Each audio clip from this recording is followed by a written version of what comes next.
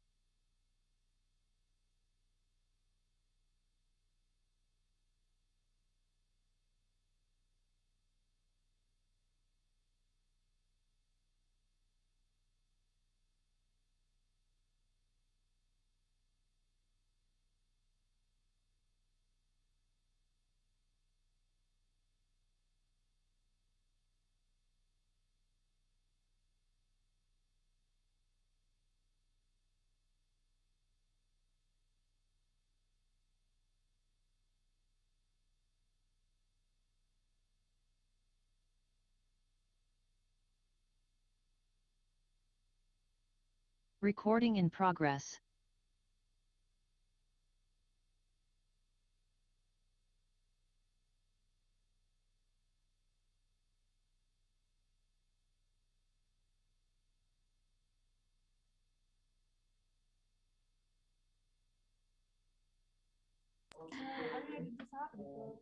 Hello, Mr. Niels.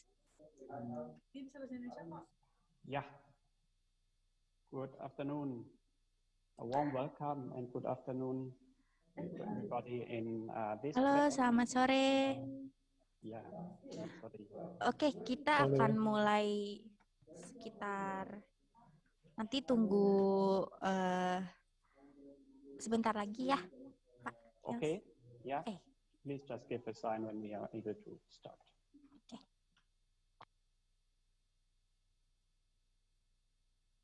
Terima kasih.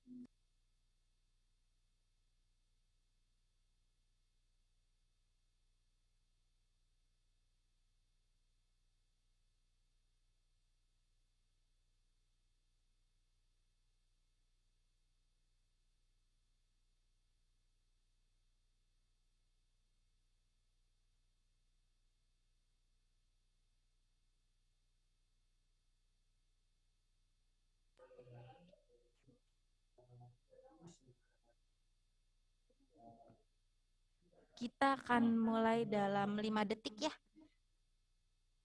3, 4, 2, 1. A warm welcome and good afternoon to the audience and to the speakers of this breakout session in the event Indonesia, the third Indonesia Energy Efficiency and Conversation Conference and Exhibition. In the frame of that event, we are meeting today afternoon in Asia and in the morning time in Europe to discuss in these breakout sessions certain topics that are related with energy efficiency. And today's breakout session in the afternoon with number 1.2 is focusing on the industry sector. My name is Niels Warburg, and I have been invited to become the moderator of this session today. And with that welcoming remarks, I would like to in our speakers that are joining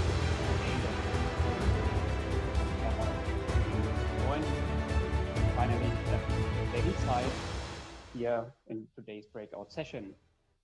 So we have 4 speakers, as you have seen also in the introduction slides, and we will start with Mr. Tarek M. Tyra, who is joining from Europe, from Austria today. So Mr. Tarek is coming as direct in the function as director of the energy department of UNIDO, a UN organization. And we will start the breakout session with the presentation of Mr. Tarek, who has long-term experience, more than 22 years in this energy efficiency sector, and also the ties to Europe are quite close, as I have heard and that I have learned. So with background also in the environmental economics in Sweden. So the insights of Mr. Tarek are warmly welcomed at today's session. After that, we go straight to the speakers of the other sessions. As second speaker today, we welcome Mr. Chen Kang Dan from PT ABB Sakti Industry, who is also coming with quite an impressive track record of experience in energy efficiency, especially in the automation, and who is also certified as energy manager under the Asian Energy Management Scheme, who will then introduce us the insights coming from his side. As third speaker, we have from the Indonesian authorities, Mrs. Emi Suryandari, joining today. And now I took some notes because Ms. Emi is the head of BBTPPI. So it's actually it's not BEDAN, yeah, it's Balai Besar Teknologi pencegahan pencemaran industri. Yeah, so prevention of pollution actually in Indonesia. That is the background of this authority, of this governmental institution, and we learn about some insights coming from also from the authorities. And as fourth speaker, Mr. Brian Dean, joining us today from the Sustainable Energy for All Association, also linked to UN actually. So this is where we close the loop, and starting now with Mr. Tarek from UNIDO. Before I give the word to Mr. Tarek, just 2 sentences on the general rules of this session. We have a Q&A chat box. You find it on in the menu bar on the bottom. So for all audience, for the audience, please also use this chat box to post your questions. We will collect the questions during the discussions, during this presentations, and discuss in a question answer session at the end of all speakers' presentations. And with that, having said, Mr. Tarek, the floor is yours to start with your presentation. Thank you very much.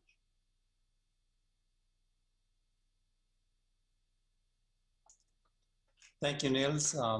Just wanted to confirm you see my screen well. Okay. Good morning and good day, good afternoon to wherever you are sitting, and thank you to the Indonesian Energy Efficiency and Conservation Conference and Exhibition 2021. It's a pleasure to be here with you, and an honor to share with you a few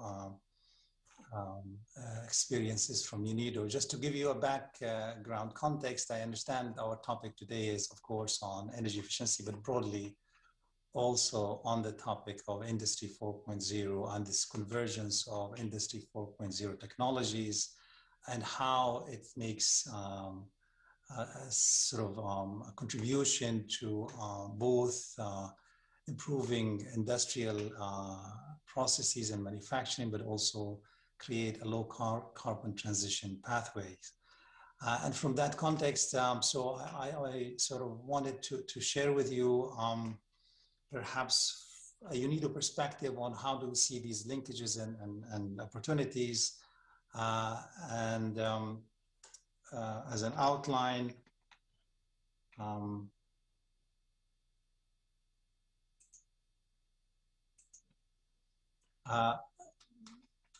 what I thought I would, at least in my brief introduction, to take you through at least 4 topics or 4 issues. One is at least how do we work at UNIDO with the whole linkages between Industry 4.0 technologies and energy. Some thoughts on the potential benefits and gains that we see from this convergence. Also share with you a little bit of the thinking on where do we see particularly some of the key challenges to scale up the leveraging these opportunities, particularly in emerging economies and developing countries. And finally, maybe where we can, from the perspective of a development partner, UNIDO, we can sort of partner with countries to create opportunities to both leverage the technologies, but also scale up adoption and utilization for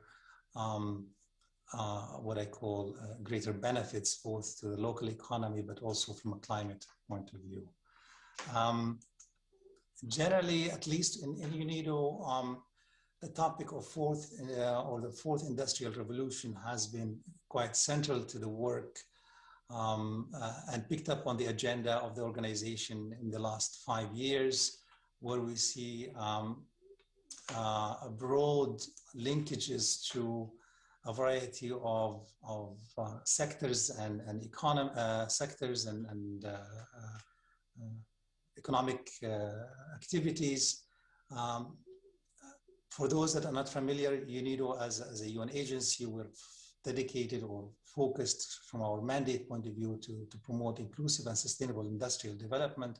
And the idea there is that industrialization is the path to create prosperity, shared prosperity, and also enhance inclusiveness within the development agenda. And if you see in this slide, the fourth industrial revolution technologies, a broad range of technologies, we're very often talking about digitalization as one aspect and the leveraging of big data, but there are other aspects of it, is also including smart manufacturing, the use of 3D printing and blockchain technologies, and a variety of other options that would help increase the what we call the smartness in the way we deliver solution and technologies. And recording stopped. Recording in progress. And here we see the linkages, at least, between some of these technologies and different economic sectors. For example, in smart manufacturing, we are talking about smart value chain, supply chain, smart materials, product and services. In the agro-food, we're talking about precision agriculture, vertical urban farming, controlled environment agriculture, where the convergence of these technologies can facilitate.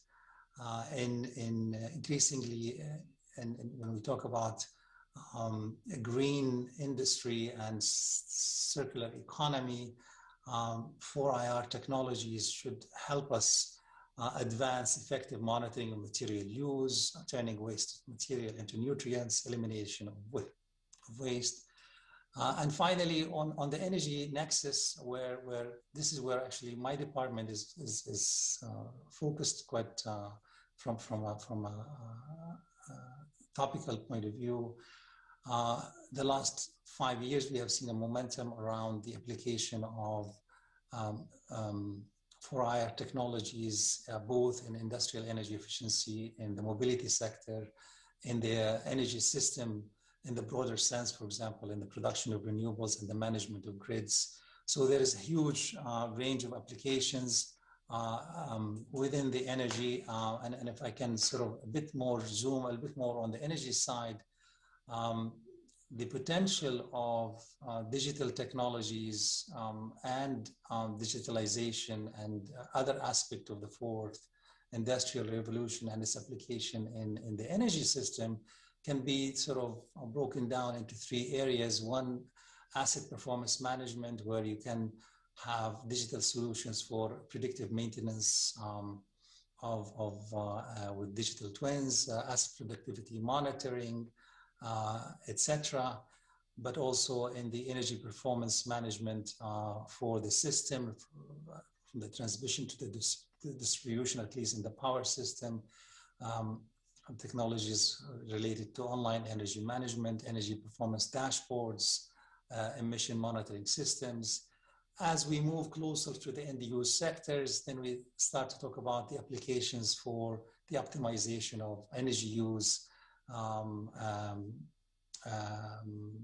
For example, optimization of utilities and equipment loading, optimal dispatch in a hybrid microgrid, virtual power plant, and dispatch optimization. So it's a huge range of opportunities and applications.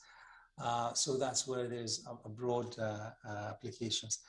In UNIDO, we have been working quite extensively with industrial energy efficiency, and we start to see, of course, the potential also of digitalization or digital technologies in improving energy performance of manufacturing processes.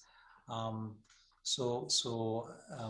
example, there has been an increase talk about sort of the use of Internet of Things, where basically you connect production with information and communication technologies, you harness the capabilities of machine communicating with machines, and you manage production with flexibility, you improve productivity and efficient energy use. So this is where sort of the focus of some of the applications. I know that we will probably, some of my colleagues in the panel will get deeper into some of these discussions, but just to give you a quick example where industrial Internet of Things has been used in terms of improving industrial energy efficiency. So we have an IoT system for an IoT-based energy management system, analytics software platform, the software collect real-time data and analyze energy consumption and loss along with key performance indicators as per the sort of the energy management system that is the firm is using. You get the benefit of real-time alerts for energy threshold crossed, avoid penalties, and a variety of performance parameters that you gain. I mean, fundamentally, what is the issue here is that this convergence of digitalization and sensors technology and machine to machine communication would lead to efficiency gains, and eventually would also lead to emission reduction. And this is where ultimately the objective is to have a better performance and a better and a reduction of emissions and cost saving and a host of benefits. In some of our projects, we have been, of course, piloting some of these solutions where you have, for example, performance optimization of, this is just a particular example where you can look at a discrete process like induction furnace and look at if you deploy an IoT system, maybe you can get an improvement of 15 to 16%. Performance optimization of an aluminum furnace using benchmarking, you can get an efficiency gain of another 30 to 40%. So the convergence of digital monitoring of systems can sort of gain a bit of improvement relative to sort of the idea is that once you deploy an energy management system in a firm, you already create a win opportunity. You improve the performance. In addition, when you deploy a smart system, you can even harvest more of that performance. So these are sort of the promises of the technology. Again, here is an application of an IoT system, air compressor system, and an air compressor system in a manufacturing facility where you have a dashboard and you have online monitoring of performance, where some of the benefit gains have recorded around 20, 30%. Perhaps also my colleagues in the panel can share further experiences. But this is what we observe, is that there is a net gain from the deployment of the technology relative to the cost of deployment. So this is also the advantages for firms to move toward integration of smart 4IR technologies in manufacturing for enhanced energy performance. Our challenge, of course, from our role as a development partner is that we wanted to create a space in which developing and emerging economies can benefit from these technologies, can sort of apply them and facilitate learning and technology transfer opportunities for manufacturers in different parts of the world to utilize. We actually convened a session not far off, just a few months back, as part of our convening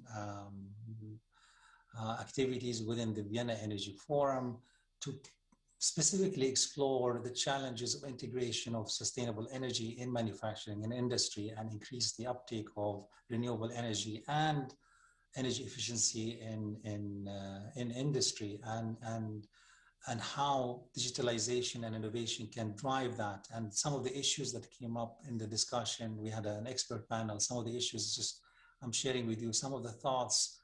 And these are also published on our Vienna Energy Forum website. So if you want to dig deeper, but we do see structural, a number of barriers for the scale up of these technologies, partly technical, partly structural, partly financial, and some are related also to awareness and perception of risk and commitment. So it's a broad range of issues that we need to tackle in order to us to scale up the opportunities for the deployment of 4IR technologies or digital technologies, IoT systems in manufacturing. Some of the recommends, even within that session, we have also sort of outlined some recommendations for policymakers and for industry to scale up and to create a better conducive environment for industry to work with these technologies. Some of them are related, of course, to financing, but also one thing that came out quite prominently in the discussion, digital literacy and the training of skilled laborers on how to really work with these systems. And often also the need for standards and protocols that sort of that governs the industry and the interoperability between different systems.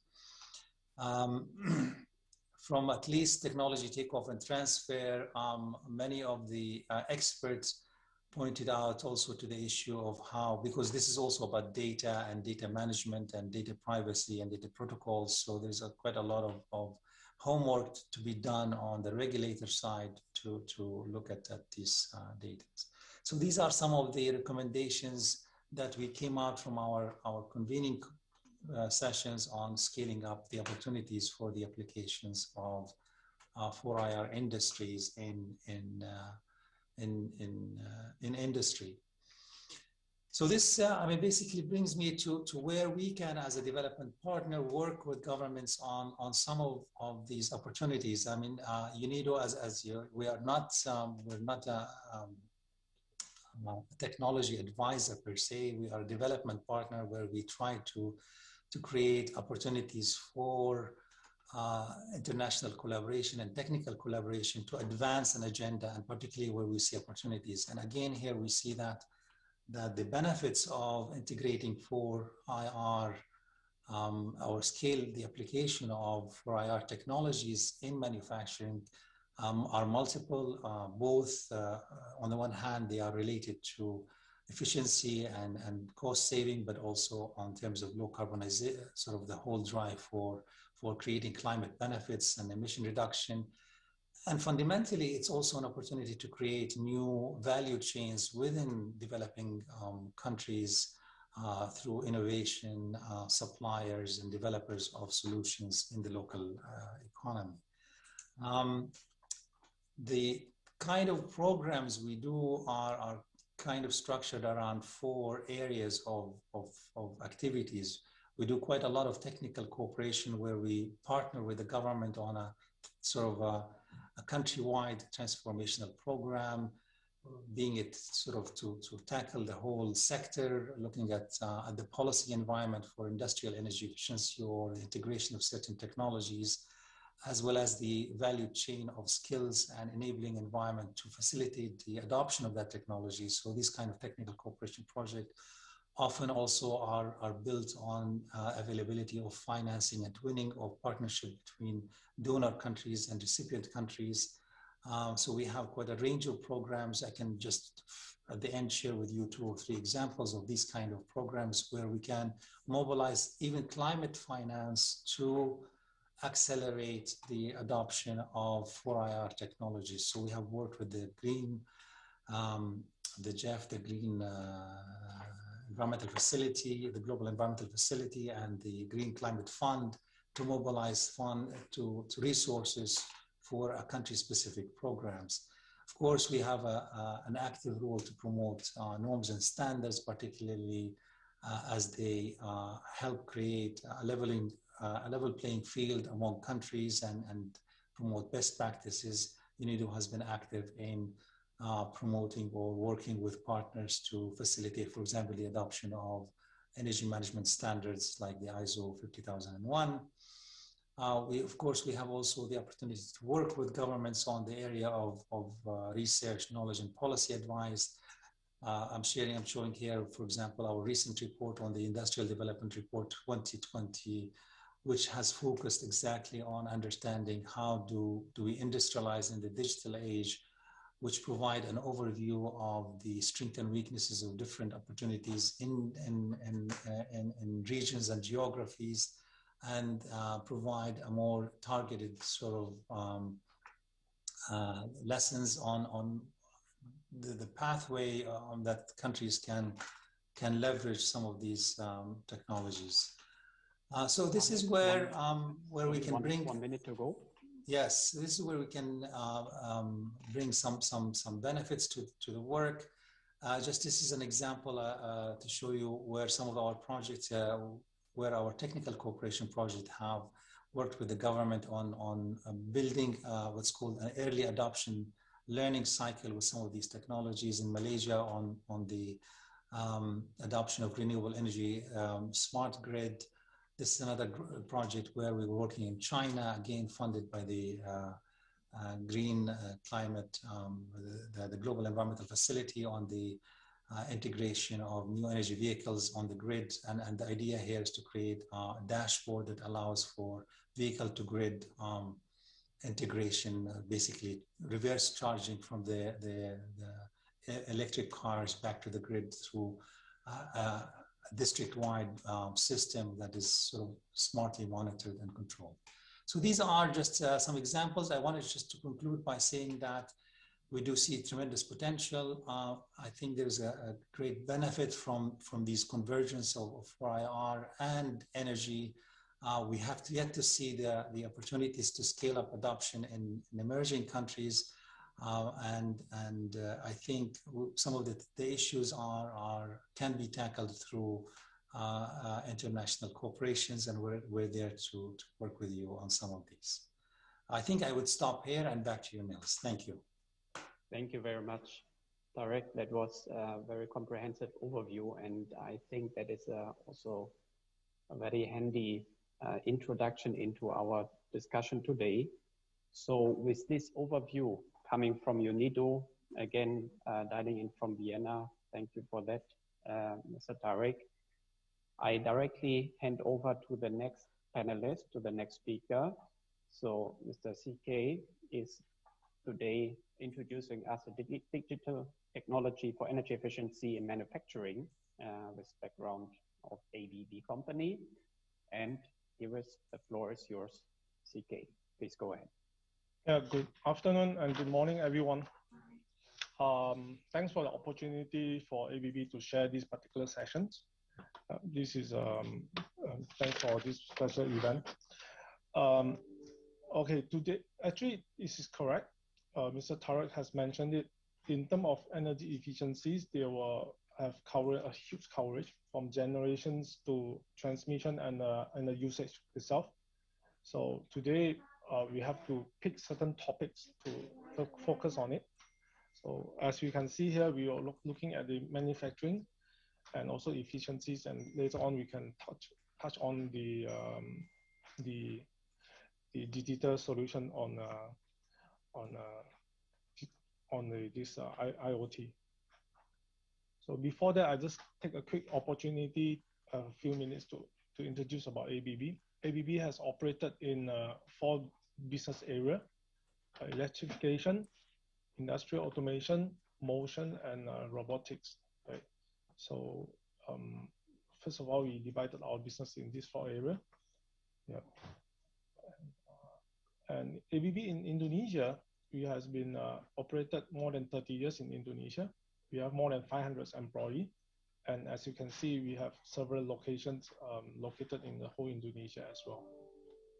So here I go to the main topic.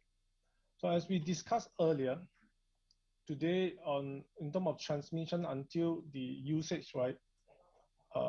In the industry areas, we have to look into it. Where is the most usage of the electricity used in the industry? So in the study, actually more than 40% of energy, it goes to electrical motors. All right. Sorry, it's more than 40% of electricity that we generate overall. It goes to industrial cities, and from that, there are huge chunks of the electricity consumption used by motors. Okay, so there's 2/3 of them is already used by motors. So if we could save all this electricity, which means that we tackle the biggest problems already in the industry. Okay, so that is where we started today's topics. All right.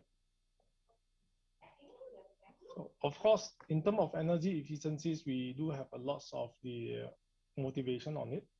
Yeah, we can see that there are energies security, delivery, energy price. There's a lots of benefits, as we can see from this chart.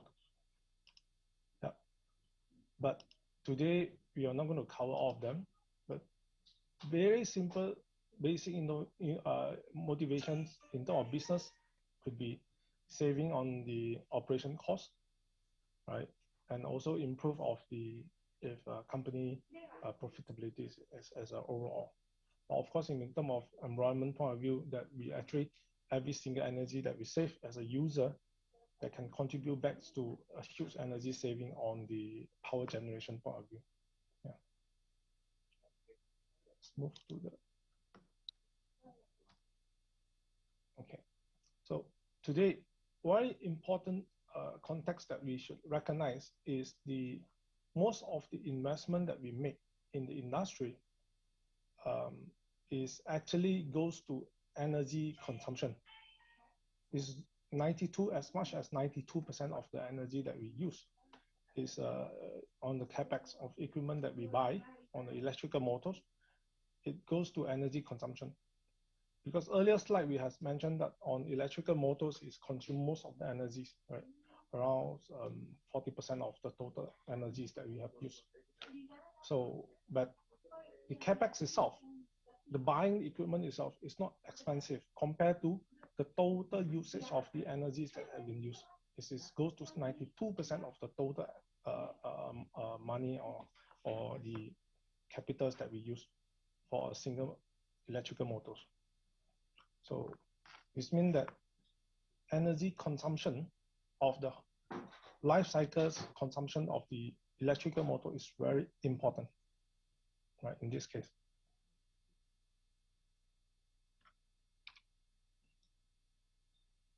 Today, as a quick notes, today we don't have the maps in Indonesia for electrical motor yet, but in many other countries, for example, in Europe, the maps has come to the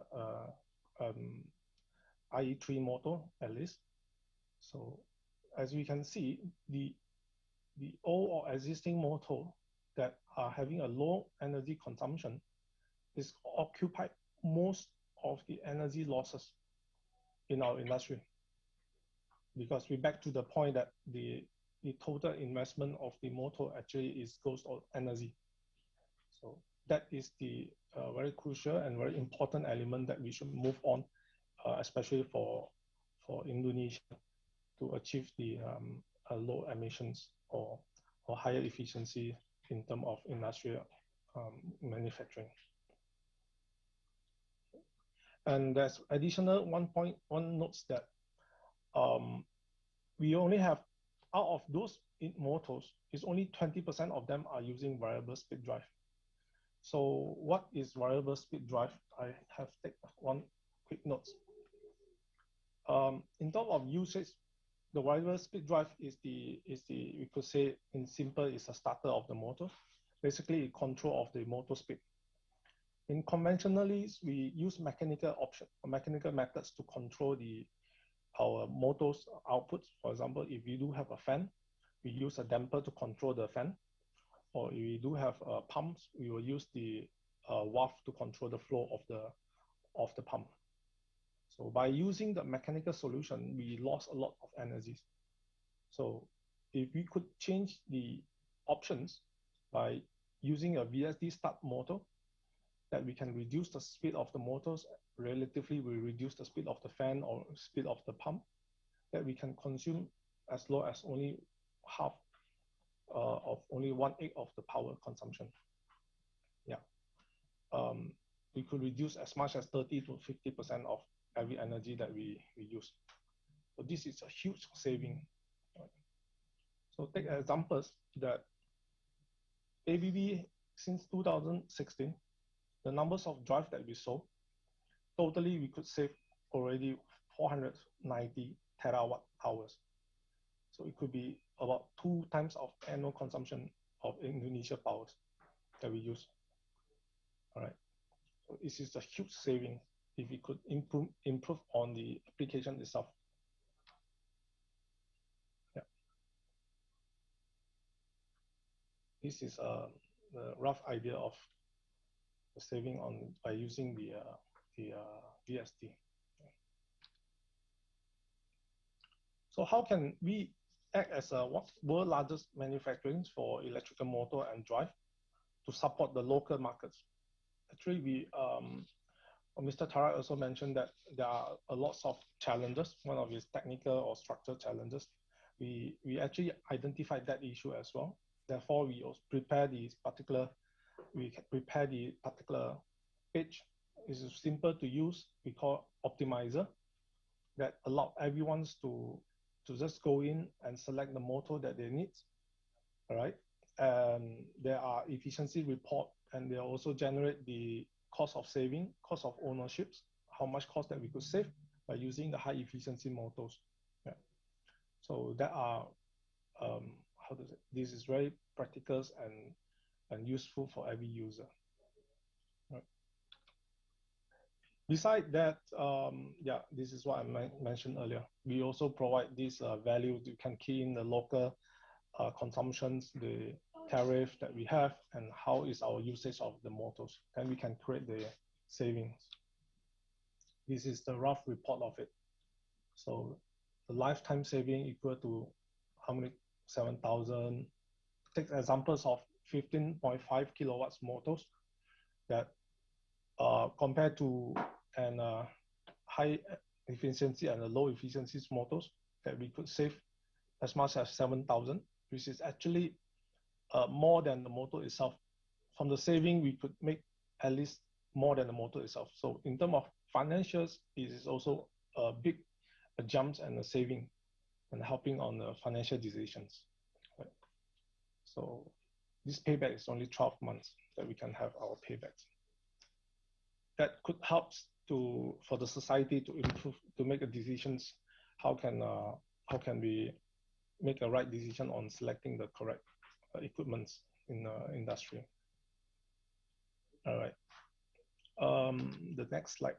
So besides, we also offering the digital powertrains, digital solutions that referring to Industry 4.0, that our drive connected.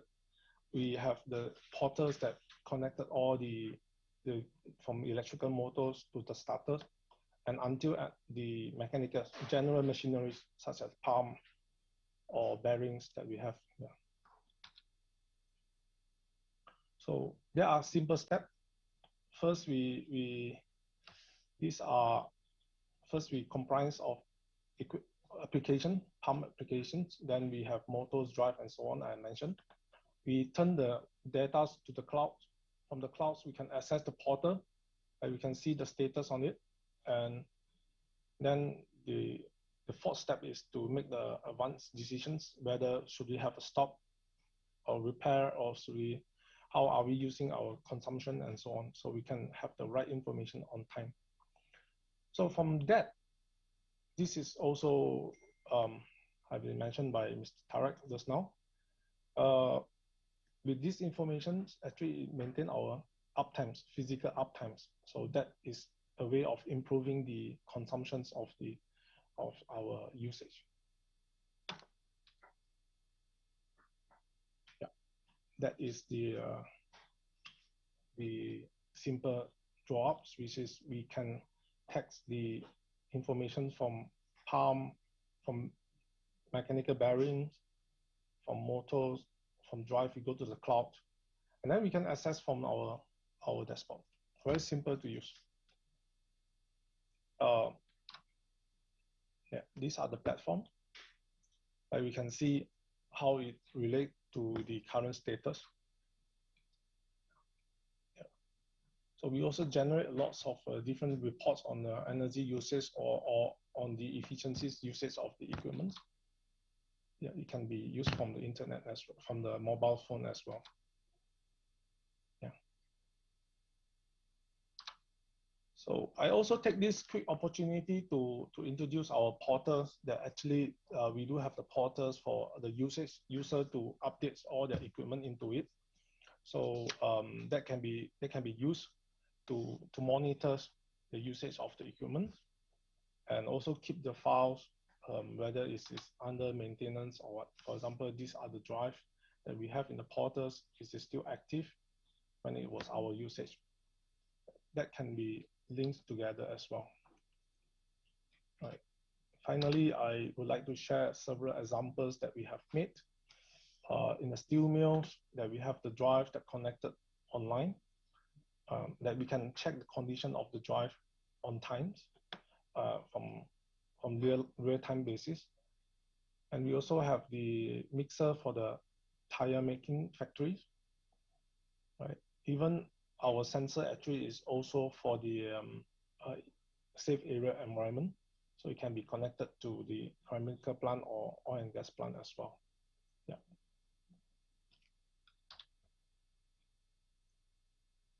So these are the reports that we can generate to find out these are some issues fought during operations.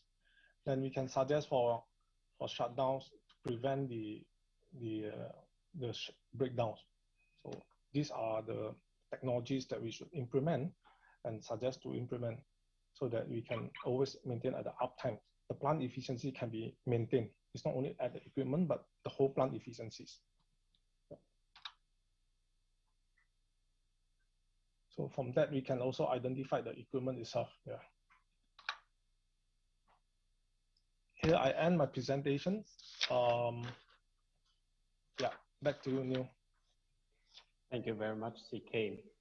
With all these pictures in mind, yeah. So now it is quite impressive and clear in what direction that we are heading anyway, not only with the industrialization with Industry 4.0, but with these examples, indeed, now we have also pictures in mind. And can imagine now, yeah, actually until the very end, how does the factory in the future look like, also in terms of organization and cleanness and so on. Yeah, so there's still a way to go. And thank you very much for these insights, especially with this focus on the praxis, yeah, with references and so on. So that leads us directly also, you mentioned several regulations, that leads us directly also to Ms. Emi Soyandari, who will then present us the challenges and opportunities of green industries developments in Indonesia. Good afternoon to Jakarta, Ibu Emi. Selamat datang. And now the floor is yours to give us your insights about these challenges from the authority side. Thank you. All right. Thank you, Neil, for the short and nice introduction. I would like to introduce myself first. My name is Emi Suryandari. I'm head of Center for the Pollution Prevention in Industry. My location is in Semarang, Neil, so it's very close with Yogyakarta. So for this afternoon, I would like to representing from the Ministry of Industry regarding the opportunities and challenges for green industry development, taking action on energy transition in industrial sector. So I would like to start my presentation right now. So for the first slide, the next. So this is national regulation for the Indonesia energy transitions. And I do believe that all of participants already heard about this transition from the Ministry of Energy and Mineral Resources, who have presenting this policy in the beginning of today. So basically that we have the abundant resource on renewable energy, and also we have the target also for the renewable energy mix in national energy, but there is something that we have to take into consideration when it comes to the industrial sector for the renewable energy utilizations. Next. This is, we also have the figure. As I mentioned, that industry use very big amount of energy. And from the data 2019, industry is the second biggest energy consumption sector in Indonesia. So it's around 36.64%.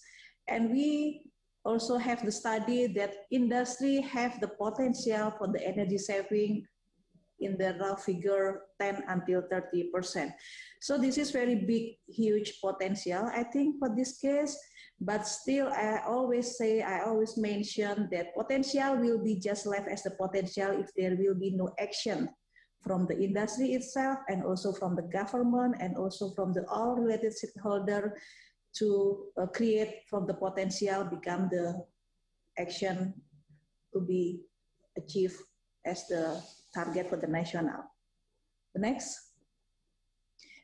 Now, this is the policy background and measure.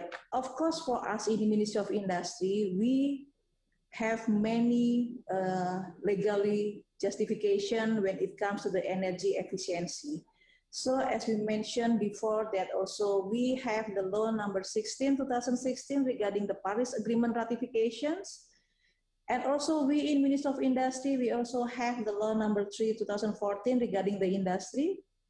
We also have the National Energy Plan and National Energy Policy. This is from the Ministry of Energy and Mineral Resources. And also we have the government regulation for number 70 in year 2009, energy conservation, and this is the status so far as I understand that it's still in the process of the revisions. Also we have the regulation for the greenhouse gas emission reduction, both for the 61 and also for the 71.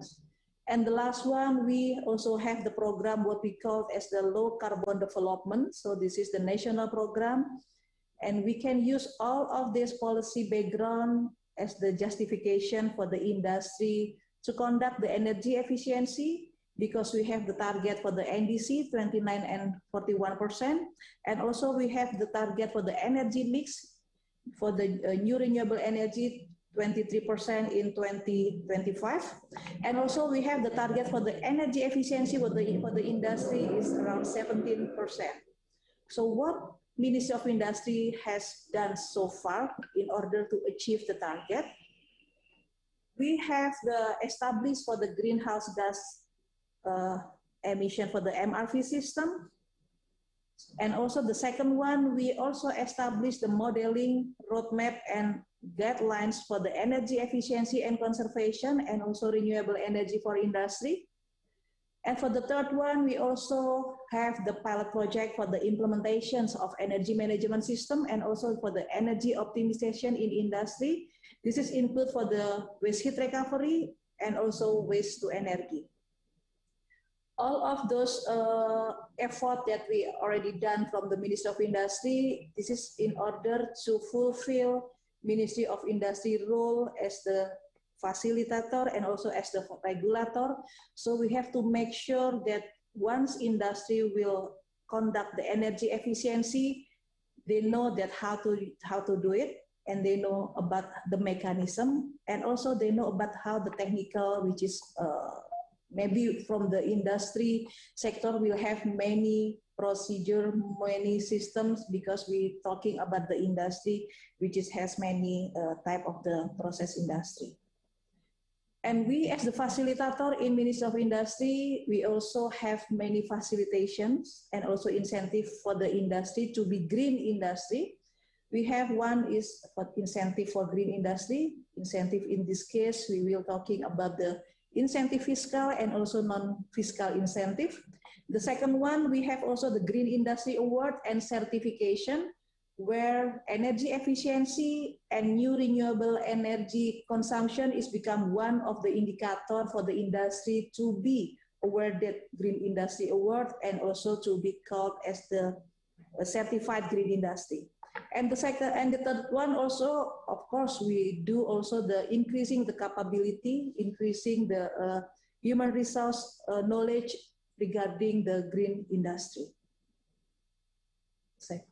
Yeah. This is just slightly very general information about the energy efficiency and conservation program in industrial sector. The first one, we have establishment through the ministerial regulation for the 28 green industry standard. And also the second one, we also doing the restructuring program machinery for the textile, footwear, and sugar industry, where the output we can achieve the energy efficiency 10 until 29.5%, and also increasing productivity to until 9%. This is kind of the facilitation from Ministry of Industry. The third one is we build up the energy conservation and also CO2 emission reduction in industrial sector. We have 8 guidelines. This is very completed about how the industry can do the energy conservation, about how the industry also conduct the energy management system, about how industry can calculate their achievement on energy efficiency, and also to the greenhouse emission reduction, and also about how to do the MRV system for the greenhouse gases emission reduction. And the last one is, since we're talking about now the 4.0, everything has to be monitoring in very good way. So we also developing the information system for the reporting, not only greenhouse gas emission, but also for the energy efficiency. So we in the Ministry of Industry, we have what we call as the CINAS, the National System for the Industry. So industry can fill in their consumptions of the energy from their locations. And we in Ministry of Industry, we will correct and we will verify their achievement. Then we will get the figure about the progress in the yearly basis about the energy efficiency reduction, about the energy efficiency in the industry. So this is very good tools for us to be always monitoring in the yearly basis. The next one. As the topic requested that for the green industry development, we have 5 key initiatives on green industry development. The first one is, as I mentioned before, that we have online reporting and verification. The second one is capacity building, training on conservation. So during 2011 until 2020, we publish and disseminate 34 technical guidance for the green management and practices. In this case is for the CO2 reduction, energy management system, renewable energy, and also waste to energy. And also I mentioned that we have 28 green industry standard, which is CO2 reduction and also renewable energy and energy efficiency are becoming the criteria for the green industry standard. We have 28 standard and we have 37 industry have been certified based on those standards. The fourth one, we have the Green Industry Award. This is the competition among industry in order to, they can doing the self-assessment on themselves about how big their achievement, and one of the indicator is for the energy efficiency. So when they achieve the energy efficiency around more than 10% from the previous year, then they will get the point. And I think this is very good also for the industry because they can assess themselves where their position, position among others, and also for the Ministry of Industry in order to really understand about the status or the progress, the awareness of the industry regarding the energy efficiency.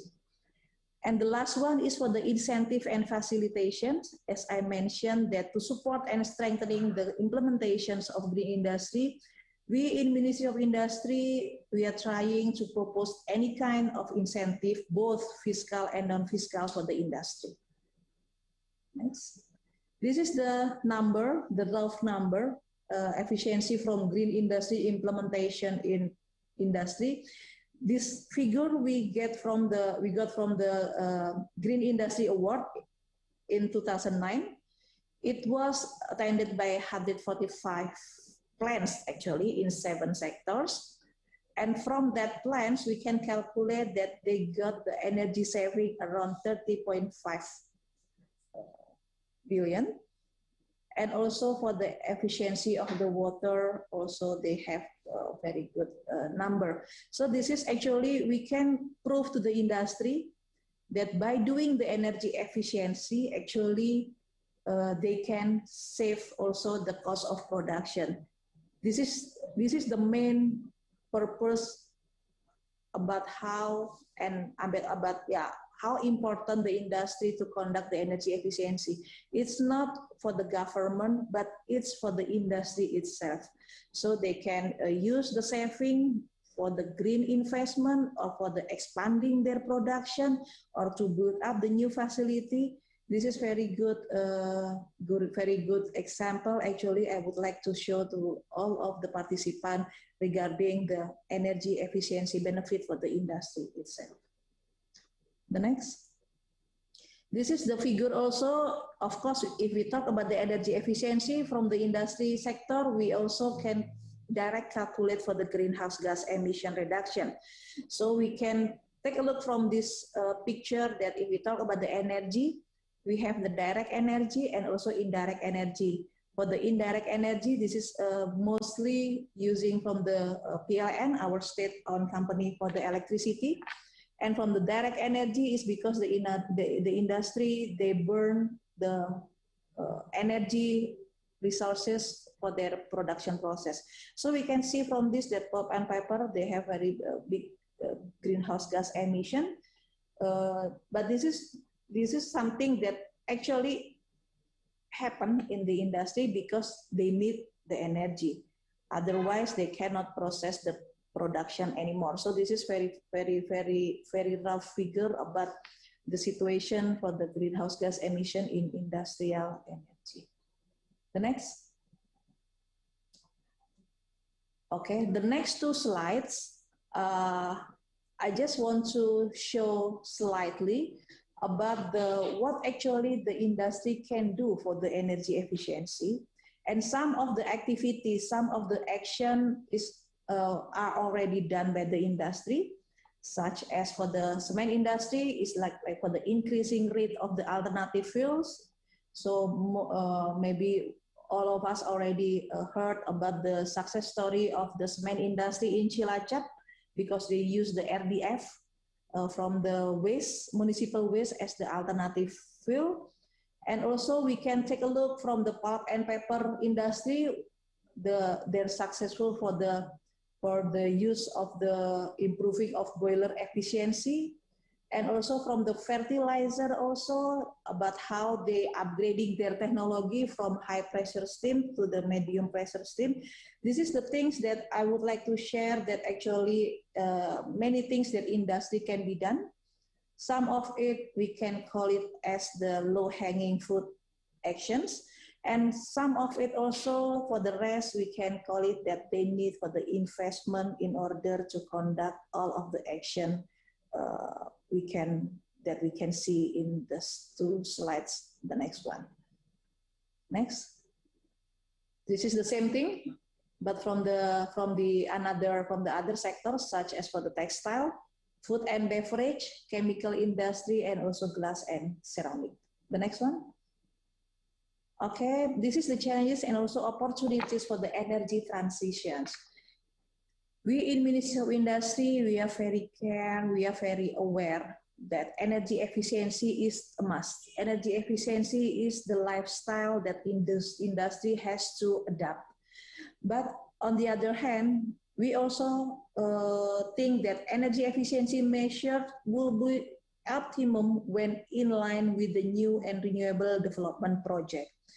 So if we just talk about the energy efficiency, then there will be in the, I don't know, maybe how many years in the future, then the industry will be stuck on that number. We cannot do anything more than the number unless the industry using the new and renewable energy. So this is very challenging actually for all of us to make it parallel, parallel between the energy efficiency and also the utilizations of the renewable energy. The second one is successful energy transition measure requires supports from the government. I think in this case, my interpretation is for the other government, from the other stakeholders, particularly in a kind of incentive for the industry. As I mentioned that industry have many roadmap. Actually, they have the roadmap, but not all of the roadmap can be done easily because it will need very investment. And in this case, there are the support from the government and also from other institutions, actually from the donor international, in order to support the industry can be implemented all of the roadmap that they already have it. The third one is for the energy efficiency and also for the renewable energy guidelines, and also technology roadmap and also best practice from government could significantly assist the implementations of energy transition in industry. So in this case, all of the policy, all of the technology, and also the best practice from learning from others, it will create the very significant impact for the implementations in Indonesia. Energy transition also needs specific capacity building for the stakeholder in all sectors to develop and implement energy efficiency projects successfully. And the last one is for the renewable energy development, since we have the target 23%. And actually industry can do the utilization for the renewable energy. But on the other hand, we have the homework actually about how to make sure that the supply side from the renewable energy development itself can be met the demand from the industry. This is very quite challenging for us, how to make sure that supply and demand of the renewable energy will be met. One, it can be done. I do believe that energy efficiency in industrial sector can be achieved the target as mentioned in the previous slide, around 17% for industry. The last one. This is I would like to mention about the future investment and collaboration that we could done for the industry. We can talking about the solar energy and bioenergy. This is very good challenges for us. This is very good tools for us if we talk about how the energy in industry can be give the big contribution for the energy efficiency implementation in Indonesia. The second one is how the energy efficient industrial equipment can be used in most of the industry in Indonesia. The third one is about how industry can use the low carbon technology for their process of production in the future. And some of it already used for the industry right now, but still we need to replicate or to duplicate to other industry. And the last one is we have also in Ministry of Industry, we have the program for the electric vehicle. This is very one of the solution for the Indonesia actually to be more environmental friendly. I mean, because this is electric vehicle become one of our national program also, the priority national program. So this is for of this future investment and collaboration that actually Ministry of Industry will go for the future. And I hope that all of the related stakeholder here in this opportunity, in this good forum, can have or can give their contribution in accordance with their sector in order to help the government to meet the national target in the future for the industry in order to make sure that energy efficiency implementation can be done in the proper way. I think that's all, Neil. So hopefully that I'm not running out of time. So thank you very much. So I will give it back to you. Thank you. Terima kasih banyak, Ibu Emi. Thank you very much. And I very much appreciated also your focus on the monitoring itself. We just can do savings and count savings if we know what is actually the baseline. Yeah, and this is what really is like a red line through all the presentations that we've seen so far. And with that, let us directly have the segue to the last presenter today in this breakout session. Mr. Brian Dean, will give us an insight about the industry energy efficiency and cooling for all. So we focus a bit on the cooling technology, I guess. Brian, the floor is yours. Great, thanks, Nils. Yeah, and for those of you that are not familiar with Sustainable Energy for All, we're an organization that was born out of United Nations for supporting the achievement of Sustainable Development Goal 7, achieving sustainable energy for all. And so today I want to talk a little bit about both the energy efficiency side of the industry, the industrial sector broadly, but then also dive in a little bit deeper on the cooling side. So hopefully you'll all find that interesting. So first I'll start off with energy efficiency in industry. And there is a new group that has come together called the 3% Club. And through this club, what has come together is a bunch of organizations that are really looking to help support achieving Sustainable Development Goal 3, or sorry, Sustainable Development Goal 7.3, and that is energy efficiency. Originally, that was set out to be doubling the rate of energy efficiency improvement, as you can see on the right-hand side, from 1.3% to 2.6%. But we have been behind pace, and so now we need to accelerate energy efficiency action even faster. And of course, what you can see is that during the pandemic, the rate of improvement dropped even more dramatically. Well, why is that? Well, it's a combination of GDP, so the economic growth of our countries or globally, and the energy that's used. So with industry, we're in a unique situation where if you're able to save energy, that ends up increasing profits for industry, which ends up increasing the incomes there. So there's sort of a double benefit to industry, which is why we often find industry is usually ahead of the game in terms of achieving energy efficiency compared to other sectors. That's great, but of course we have a lot of work to do globally, which is why the 3% Club has come together.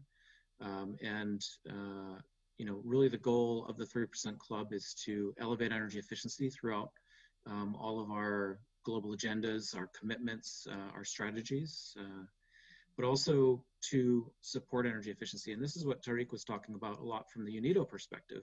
They actually do support countries and making sure that energy efficiency standards are put in place and the right strategies and pushing towards the right investments. And of course, that's where that third batch comes in, invest in energy efficiency and making sure that bilateral funds, say from another government to Indonesia, or from the Green Climate Fund or the Global Environment Facility, that these are available and actually being used for the right projects and projects that are increasing energy efficiency. UNIDO has actually received funding from the UK government to actually support Indonesia. And so this is an interesting project that is just starting up, and it will be actually to support 4 countries and drive energy efficiency progress across the country. And so you can learn more about 3% Club at 3percentclub.org. The other part of the 3% Club, the reason this came together is because we have a series of what are called energy efficiency accelerators. And UNIDO actually manages the industrial energy accelerator, and there's energy efficiency accelerators for other sectors as well. So if you're interested in buildings or transport or appliances, there's other energy efficiency accelerators available for those, and of course, district heating and cooling as well. So the industrial energy accelerator, though, pushes for those areas that Tariq had mentioned, particularly, ISO 50001, policy design, and finance and investment, all of those. But they actually have a series of knowledge toolkits as well that I think would be useful for this conversation as well. So there's motor-driven systems, energy management systems, industrial heating, industrial cooling, and as Nils had mentioned, this measurement energy performance measurement is something that has gone throughout everybody's conversations. This Industrial 4.0, its data and benchmarking is really critical to actually improving the efficiency across our sectors. So beyond the 3% Club and the energy efficiency accelerators, which we are really focusing on from our energy efficiency team, we have partners that are working on the more challenging issues. And in particular, the Mission Possible platform is an organization, it's a partnership that's come together to look at the hard to abate sectors. And if you look at the 4 on the right-hand side, you'll see that there is groups that have come together for aluminum, concrete, for chemicals, and also for steel. And the interesting thing, the reason I wanted to bring this up is because it's pushing further. And this is really pushing towards net zero emissions across these 4 heavy industrial sectors. And of course, across shipping, aviation, and trucking as well. But if you have not been involved with this yet, I think it's important to look at how they're looking for achieving net zero, because of course, energy efficiency needs to be a key part of that for the industrial sector. Hopefully that is useful for you as well. Now, on the cooling side, I want to dive in a little bit deeper instead of those broad partnerships, and talk a little bit about how cooling is really helping to support our goals. And of course, we believe that sustainable cooling actually can help improve really all of our sustainable development goals, but in particular, these 10, it has a pretty direct link to it. And, you know, you'll see that, you know, in terms of sustainable energy, of course, it's reducing the energy use, but also increasing worker productivity. And Emmy had mentioned that in Indonesia, the textile industry is one of the largest energy using industries, and it's a big industry in Indonesia. And there's a great project that has been working on cooling associated with clothing manufacturing, textiles. And one of the Million Cool Roof Challenge teams has actually proven to reduce the indoor temperatures during manufacturing clothing to be able to reduce it by 10 degrees. So what does that do? Well, that actually increases worker productivity, increases profits, and then of course that helps improve the global rate of improvement or the rate of improvement on energy efficiency in that facility and certainly in the country as well. So sometimes it's little projects like that that you might not think of as being, okay, that's an industrial issue, but just by putting on a cool roof on a facility that might get too hot.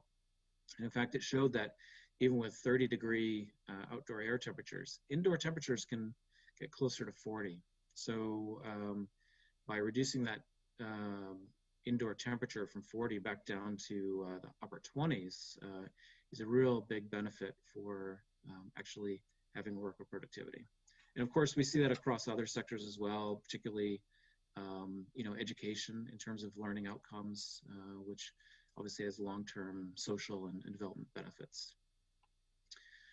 So for our cooling work, we've come out with a campaign called This Is Cool. And in this campaign, we're really looking to push the story to a more understandable, you know, tweet size, short message size information. And on the right-hand side, you see the cold chain for, well, whether it's medical or food. There's a cold chain that you know, has an industrial segment to it, and by using data, we can help track the temperatures of the cold chain itself, whether that's be food or vaccines, as it may be, and having that cold chain intact from, you know, point A to point B, all the way to the end of the cold chain. So we find that data is incredibly important, but also making sure that we have the information to know where we might need cooling for that matter. But portable shading is another one in terms of the agricultural sector. Certainly having farmers able to keep productive throughout their day, having a place to have a lunch and not have the heat stress, and actually to increase their productivity as well, is another part of this broader industrial productivity. So at SC4All, we track sustainable cooling and access to cooling itself.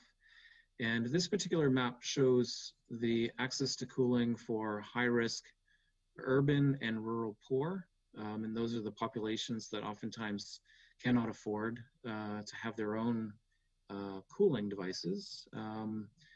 And of course, we find that there's over 1 billion people globally, 1.12 billion people globally are at high risk. In Indonesia, it's about 48 million based on the numbers that we have. Now, it's not as bad as many countries because much of the Indonesian population is out of the urban and rural poor populations. But still, we see Indonesia as being one of our critical 9 countries where we'd like to make progress on cooling. And as you can see here, if you look at Indonesia, it's the 5th one over. It really is, it's at lower middle income is the majority of the Indonesian population that it's risk. Now, this relates back to the industrial sector in that the lower middle income are often the population that's buying the air conditioning technologies that are developed by the local industry and or imported from industries from other countries. So import policies play a big role here, and the technologies that are available in the market, the minimum energy performance standards, they all play a role as to what that lower middle income will invest their hard-earned rupiah on. And if the minimum energy performance standards are not keeping pace with best available technologies, then this lower middle income is at risk of spending more money on air conditioning and more money on refrigeration and the entire food chain that goes along with it as well. So there's a whole sequence there of what people are affording and how it is that industry plays a role across the cooling sector, you could say. So we've broken it down into 3 different categories. There's comfort and safety, there's food and nutrition, and there's health and care. And across all of those, we see that industry's process for supporting this is, number 1, to protect vulnerable populations. What does this mean? Well, this means having technologies that are available, having resources that are available, whether it be a service or a technology that protects vulnerable populations, making things more affordable and making things more reliable. But also to work on reducing the need for active cooling solutions, shifting to more sustainable technologies, improving the efficiency of those technologies, and then coming together. And industry has a real big opportunity to come together and have everybody working under the same standards and actually enabling things like bulk procurement. And if industry is able to enable bulk procurement, well, guess what? That optimizes the manufacturing process, reduces the cost of the more efficient equipment, and reduces the energy consumption and climate emissions in the long run as well. So we see this as a 5-part optimization cycle that industry plays a key role in. But what are those pillars that we use then? Well, there's technologies. We're making technologies, we're selling technologies, and we're using those technologies. Services, such as cooling as a service, policies, and financial. I'll just quickly go through just a few of the slides. I already mentioned a passive technology solution, which was the cool roof on that textile facility in Indonesia. But there's also obviously technology solutions, and in particular, making sure that, again, this is part of this Industry 4.0, making sure that we've got technologies that can have a smart function to control, make, store, move, and use cold or you know, removing heat, as it may be. And of course, being smart enough to use the energy more efficiently as well. So having technologies that actually know when you know, renewable energy sources are available is an even more efficient and smarter way of tying a technology to the energy grid. On the services side, I'd mentioned cooling as a service, but also, you know, big industrial processes on this district cooling and cold chain, and making sure that we have cooling available at incredible efficiencies and you know, low climate impact as well. Monitoring and evaluation, of course, is a key management of cooling, and that's obviously links back to having the proper data and being able to use that to then optimize systems and the overall use of cooling. So for information policies, obviously in the digital age, we now have the ability to disclose you know, how products perform, and we think it's incredibly important that consumers know the efficiency of those products. So in addition to the disclosure, there's a certification of those technologies and then the labels themselves. But industry can go beyond that as well with the voluntary standards, and you know, industry players that can actually tell their consumers how much energy is used to create a product, or you know, tell us about the climate impacts. You know, that's going beyond, and that's actually having improved sustainability standards as industry. So with that, I just want to point you all to our Chilling's Prospects series, and we just launched it a couple weeks ago, and so you'll see a broadcast on YouTube for that, but also on our website. And so with that, I'll hand it back over to Nils, and thank everyone for listening. Thank you, Brian. And again, greetings to Vienna. This is how we close the cycle. Yeah. So starting in Vienna and also closing with a speaker from Vienna, dialing in from Vienna at least, with these insights now also more the holistic picture, and what I can see with all the 4 presentations coming from different angles, different aspects in regards of energy efficiency. In the end, it always turns out this is for your own good. Yeah. So now we heard, Brian, in your presentation that also this is a social aspect actually. Yeah, under the temperature, the labor working in the industry, in the factories, suffering from hot temperatures due to poor roofing or just not appropriate building technology, which is actually state-of-the-art technology. So it's not inventing the wheel from the beginning, but often we see this is state-of-the-art. So after having heard about these different angles now, we have a couple of minutes left at least. We have a time slot until 6 p.m. afternoon in Jakarta, or in Indonesia, Jakarta time.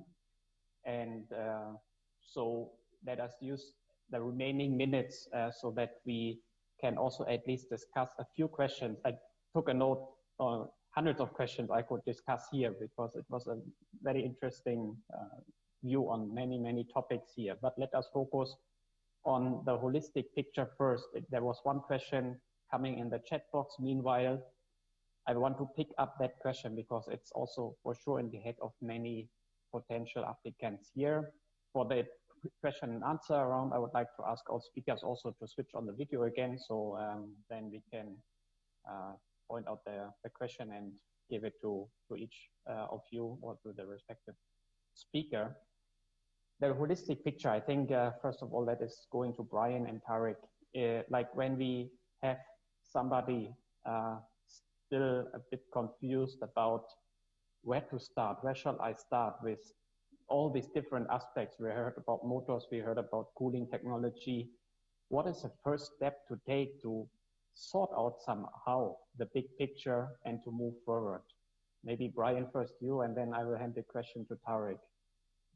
Okay, sounds great. You know, from my side, I think it's pretty simply, it's information. So, you know, we heard about MRV, and if we understand our baseline better, we're going to understand how to move forward with you know, Industry 4.0. And I think Tariq probably has more to add specifically on the industrial energy management systems as well. But information is really, I think, the starting point for me. Okay, thank you, Brian. Yeah, Tarek, some additions from your side. Yeah, no, thanks, Niels. And I think Brian captured it. I mean, essentially, sort of, I was speaking at the level of the firm. So if an industrial facility wants to start, I mean, the baseline is exactly to build that information baseline. And the way we have been promoting it and motivating firms is that to start the systemic approach to understanding the energy flows in the facility, and where are the biggest or the low-hanging fruits to work on. And so some facilities might see an opportunity in the heat area, others in the motors. And I wouldn't recommend for an enterprise-wide deployment, because unless you have the resources, but to create pilots and experimentations with a few of the energy consuming systems. But that's at the enterprise level. I mean, I think if we want to scale it up to a national policy, that could be another conversation, but I'm not gonna take the time for that now. So back to you, okay. Niels. Thank you, Tarek. Yeah. So again, we come back to the main question: what is a benchmark? What is a baseline? And don't be afraid of like evaluating in the first place, and to sort out the picture. For sure, in the beginning, everybody is then not familiar with this topic in the first place, but it's a way to approach this huge field of possibilities. Actually, then we heard about all these possibilities, and more in details, more specifically, the huge power consumption of the motors in all these factories worldwide installed, also in Indonesia. And myself, I've seen many factories also here in Indonesia or in other countries in the region. I can confirm that some of these motors have seen different ages that I haven't seen myself in the whole lifetime for sure. And I guess there are more efficient motors available. So actually, CK, what is the main, obstacle when you promote also this total cost of ownership that you have shown, which is actually clear, should be clear to everyone.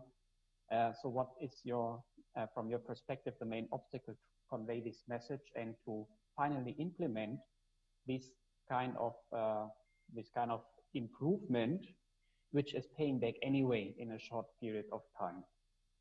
Yeah, thanks, Nick. Actually, for Indonesia, I would say it's more acceptance, widest acceptance at the moment. I remember 5 years ago when I started to implement promoting this high efficiency motor in Indonesia, my comment was received as like incredible, not now and so on. But today we receive a lot of inquiry asking for high efficiency motor. So I'm very glad for the developments that we have in Indonesia, to be honest. Even up to the IE3 motors, there's a lot of customer asking. But generally, we're facing a general problem is the financial view. We need to get the buy-in from the top management. Yeah, of course, the engineers, they understand the technical sides, but sometimes they could not explain. That's why I take this opportunity to share the simple templates, create it and share to the boss. Hey, looks 12 months. So that is easy message to the top management. But I'm very happy that I can see the development over here. Actually, it's a good development in Indonesia. I'm strongly confident on this area. Okay, so you see an increasing awareness at least about the need to improve in that direction, and not improve just because companies and factories are forced by the authorities. We have seen there are many regulations, yes, but it's again for your own good, right? It's like paying back anyway. It's you're investing with a little amount of money compared to the overall factory, but in the overall process, but you're investing in your own profitability and the efficiency of the whole production facility. So in the future. Yeah, that is, thank you very much, CK, for that answer. And then we actually have also seen the view of the authorities. IEECCE has given us several aspects, also the challenges we have seen. So with all the regulation, IEECCE, that you have mentioned now in these in your slides, I just want to pick up this one example, this maps the minimum energy performance standards. When we talk about motors, for example, do you already have the answer why this kind of standard, as one example, is not implemented in Indonesia? Yep.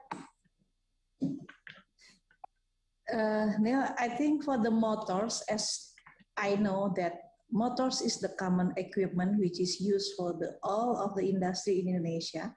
And for the minimum energy standard, I think from the Ministry of Energy and Mineral Resources also, they also work on the setup, the standard for all of the equipment, which is motor is one of it.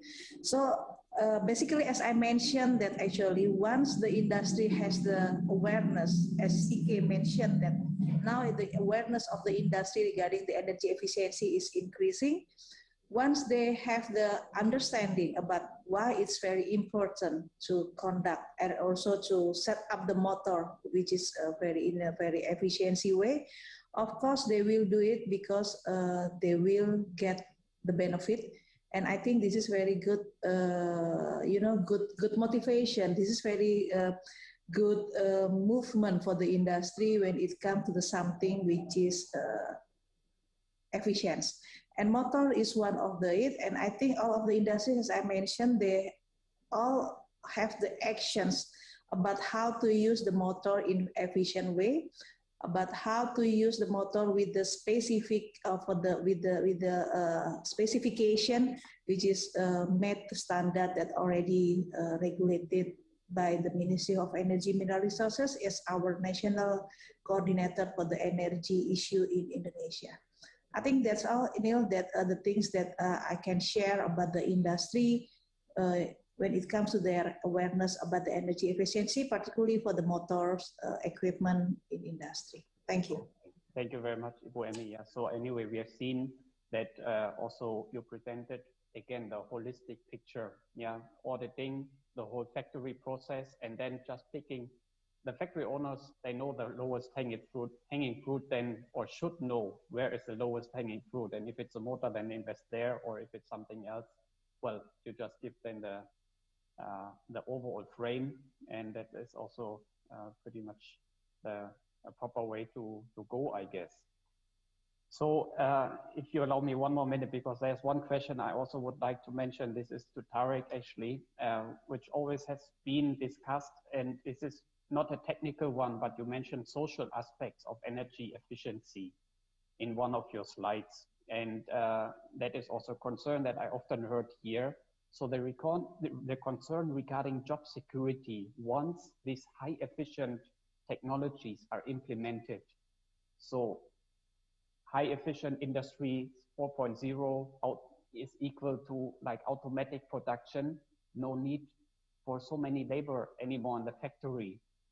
Is that a concern that you often face, and then how to actually encounter those concerns?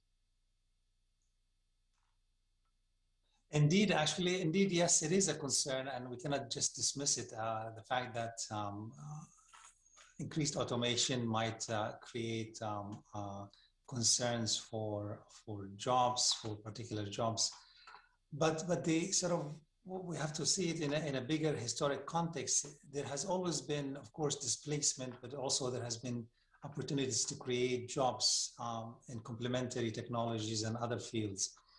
And that's where the government policy comes into place to make sure that there is, first of all, programs for reskilling, for training, but also that we don't leave anyone behind in the transition. I mean, this is also a big concern in other economies where you have especially when you're looking at conventional energy systems, huge workforce in conventional energy, and you want to move to renewable energy. So you have to be wary of bringing the labor with you and the skills. So the two aspects here is that the government needs to be attuned to the opportunities for reskilling and training. But the second dimension is that many of these technologies create also spin-off opportunities for innovation and for new enterprise creation. We have been running what's called the Clean Tech Acceleration Program in many emerging and developing countries, and we see tremendous opportunities for entrepreneurship, new jobs to be created around energy efficiency, around clean technology, and the deployment of innovative digital-based solutions, where some of these companies are emerging in countries like Thailand, Indonesia, Morocco, South Africa. And some of these companies can also become fast-growing companies with exporting their technologies to a broader community. So the innovation and the job creation potential in this sector is quite promising, and we see quite a tremendous opportunities there for countries if they also align with what I call the innovation, the ecosystem around innovations to support the nourishment of entrepreneurship and innovators in this sector. Thank you, Tariq. That is somehow a positive picture also for the future to see this tremendous potential in every aspect, also the social aspect, if you just look one step further. And let us close the session with a few minutes ahead overtime. That is on my bet, but anyway, I guess everybody enjoyed this session with all these valued speakers' inputs that we have seen here. So let me thank you also on behalf of the organizers of this event, to each of you to dial in for this breakout session, to give your insights, share your views on this interesting topic. And with that, I wish you a very nice evening in Asia or a nice day ahead in Europe. And thank you, everybody. See you next time. Thank you, Neil. See you. See you. Thank you. Thank you, Niels. Thank you all. Thank you. Thank you all. Thank you. Thank you.